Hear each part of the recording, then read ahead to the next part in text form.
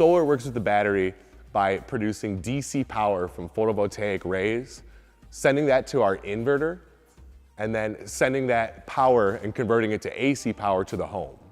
Whatever the home doesn't use, that inverter knows to send that same excess power, whatever's not utilized, to the battery as a backup storage system.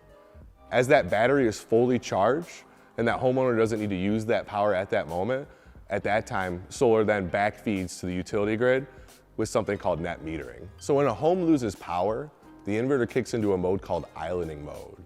And it separates some protected loads, is what we call them. So identified circuits by that homeowner, like a sump pump, a refrigerator, or like a home office.